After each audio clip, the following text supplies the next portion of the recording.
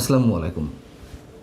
সাবেক প্রধানমন্ত্রী শেখ হাসিনা 2024-এর 5 আগস্ট তার পদত্যাগপত্র কেন রাষ্ট্রপতিকে না দিয়ে ভ্যানিটি ব্যাগে করে ভারত চলে গিয়েছিলেন, অথবা আদৌ তিনি পদত্যাগপত্র লিখেছিলেন কিনা, সে বিষয়ে অবশেষে মুখ খুলেছেন খোদ সেই সাবেক প্রধানমন্ত্রী শেখ হাসিনা।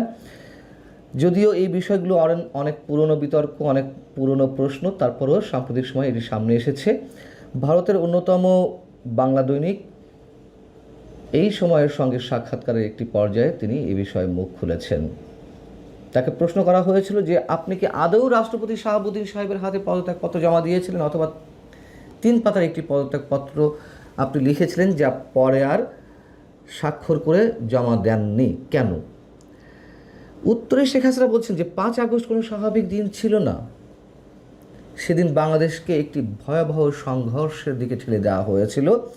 গণভবনের দিকে উন্মত্ত জনতা ছুটে আসছিল, রাষ্ট্রীয় নিরাপত্তা ব্যবস্থা ভেঙে দেওয়ার চেষ্টা করা হয়েছিল, পুলিশ প্রশাসন, নিরাপত্তা কাঠামো সহ সব জায়গায় চাপ, বিভ্রান্তি এবং পরিকল্পিত অস্থিরতা তৈরি করা হয়েছিল। তাকে এবং তার বোনকে হত্যা করার উদ্দেশ্যেই গণভবনের দিকে কিছু উন্মত্ত জনতা ছুটে আসছিল এবং তাদের বক্তব্য ছিল একটি, তা হচ্ছে লাশ ফেলে দেওয়া হলে বা একের পর এক লাশ ফেলা হলে সরকার পড়ে যাবে। এমনকি ভুয়া আইডি কার্ড তৈরি করেও গণভবনের লোক নিয়ে আসা হয়েছিল।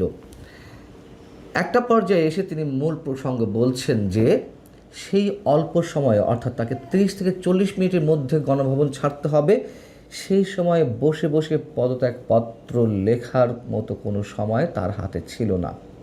এবং তিনি বলছেন যে তিনি যে দেশ ছাড়বেন এই বিষয়টিও ততক্ষণ তিনি জানেন না। তিনি প্রস্তুতি নিচ্ছিলেন টুঙ্গিপাড়ায় চলে যাওয়ার। এবং একটা সময় তিনি বলছেন যে আমাকে পদত্যাগ করার সময় দেওয়া হয়নি। সংবিধান অনুযায়ী স্বহস্তে লিখিত পদত্যাগপত্র সশরীরে মহামান্য রাষ্ট্রপতির সামনে উপস্থিত থেকে তার হাতে তুলে দেওয়াটাই নিয়ম, কিন্তু সেই সুযোগ আমি পাইনি। গণভবন আক্রমণ করতে এলে আমার হাতের সাকুল্যে 30 থেকে 40 মিনিটের সময় ছিল, যার মধ্যে সেই স্থানটি ত্যাগ করতে হবে।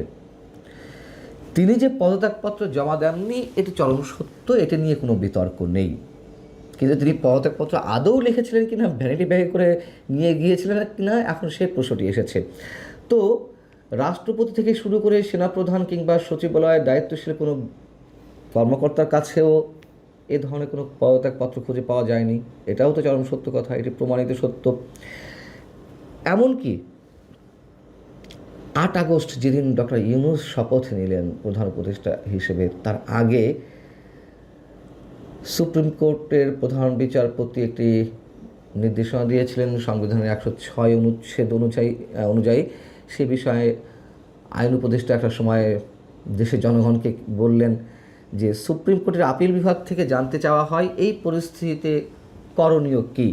সংবিধানের 106 অনুচ্ছেদ অনুযায়ী উদ্দেশ্যমূলক এখতিয়ার প্রয়োগ করে জানতে চাওয়া হয়। সেটার পরিপ্রেক্ষিতে তৎকালীন সুপ্রিম কোর্টের প্রধান বিচারপতি এবং সব বিচারপতি মিলে 106 অনুচ্ছেদের অধীনে মতামত দেন রাষ্ট্রপতির রেফারেন্সের ভিত্তিতে, অর্থাৎ রাষ্ট্রপতির সম্মতিতেই সব কিছু হবে। তো সেই রেফারেন্সের যে পত্র, তাতে উল্লেখ ছিল যে দেশের বর্তমান উদ্ভূত পরিস্থিতিতে যেহেতু প্রধানমন্ত্রী পদত্যাগ করেছেন, তারপর আরও অন্য জিনিস লেখা ছিল যে এই বিষয়গুলো তো ডাহা মিথ্যা কথা। তার কারণ এই যে প্রধান বিচারপতি সহ অন্যান্য বিচারপতিরা মিলে, সবাই মিলে ঐকমত্যের ভিত্তিতে তারা মতামত দেন। ওই সময় তো রাষ্ট্রপতি সেনানিবাসে আশ্রয়ে ছিলেন, আরও কোনো বিচারপতি ছিল, এটিও পুরনো বিতর্ক। তো শেখ হাসিনার বক্তব্যই সম্ভবত সঠিক, তিনি কোনো পদত্যাগপত্র লেখারই সময় পাননি। এবং তার চেয়ে বড় বাস্তবতা হচ্ছে তিনি আদৌ কোনো পদত্যাগপত্র লিখেছেন কিনা, লিখে থাকলেও সেটি কেন জমা দিতে পারেননি। বড় বাস্তবতা হচ্ছে যে এইগুলোর এখন আর কোনো দরকার নেই। তার কারণ তিনি পদত্যাগপত্র লিখে তা জমা দিলেও তিনি প্রধানমন্ত্রী নেই, তিনি জমা দিলেও প্রধানমন্ত্রী অবস্থায় নেই বা সেই সরকার নেই, এটাই চরম বাস্তবতা। শেখ হাসিনা এই সময়ে দেওয়া সাক্ষাৎকারে আরও বেশ কিছু বিষয়ে কথা বলেছেন, দলের পুনর্গঠন, দলের নেতৃত্বে পরিবর্তন ইত্যাদি এই বিষয়ে।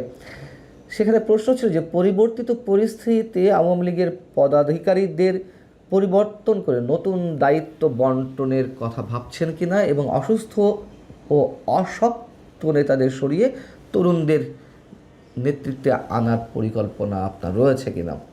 তো তিনি বলছেন যে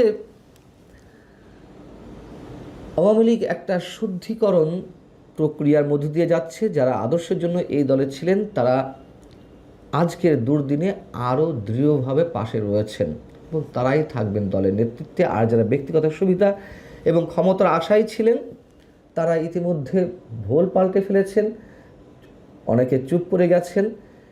এটা দলকে দুর্বল করেনি, বরং দলকে খাঁটি করেছে। অর্থাৎ তিনি মানুষজন বা তার নেতাদের চিনতে পারছেন, বেশ ভালো কথা তিনি যদি চিনতে পেরে থাকেন।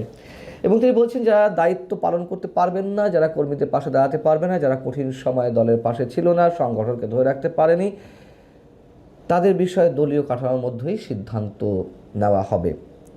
তার এই বক্তব্য ভালো অবশ্যই, কিন্তু একটি কথা চারদিক থেকে তো প্রশ্ন আকারে ওঠে, যেই শেখ পরিবারের অনেক সদস্যের কারণে আজকে আওয়ামী লীগের এই অবস্থা, লুটপাট থেকে শুরু করে নানান অপকর্মের অভিযোগ রয়েছে শেখ পরিবারের অনেক সদস্যের বিরুদ্ধে, তাদের বিষয়ে তিনি কী সিদ্ধান্ত নিতে যাচ্ছেন? এবং দলীয় নেতাকর্মীদের অধিকাংশের অভিযোগ যে এই সব সদস্যের কারণেই ত্যাগী নেতাকর্মীরা সামনে এগিয়ে আসতে পারেনি এবং যে হাইব্রিড আওয়ামী লীগেরা জায়গা করে নিয়েছে দলের মধ্যে, তাদেরকে মোটা অঙ্কের টাকা বিনিময়ে এই শেখ পরিবারের সদস্যরাই স্থান করে দিয়েছে। আর টাকা পাচারের অভিযোগ তো রয়েছেই। কেন শেখ হাসিনা তার পরিবারের সদস্যদের, তার পরিবারের সদস্য বলতে তার যারা চাচাতো খালাতো মামাতো ভাই বোনেরা আছেন, কিংবা শেখ পরিবারের অন্যান্য সদস্যরা, তার নিজের যে দুই সন্তান, এমনকি তার বোন শেখ রেহানা, তাদের বিরুদ্ধেও কি কম অভিযোগ? নিশ্চয়ই না। এবং অনেকে বলে থাকে যে শেখ হাসিনা তার পরিবারের কাছে অনেক বেশি দুর্বল। হয়তো সত্য কথাগুলো, কিন্তু দলকে বাঁচাতে গেলে শুধু পরিবারের সদস্য তো নয়, তাকে অনেক ধরনের বাছাই প্রক্রিয়ার মধ্যে দিয়ে যেতে হবে। কারণ দলের আজকে যে অবস্থা, তৃণমূলের নেতাকর্মীরা যে এখনও পর্যন্ত কারাগারে রয়েছেন, থেকে দেখে এসেছি, তো শুনে এসেছি তাদের বক্তব্য।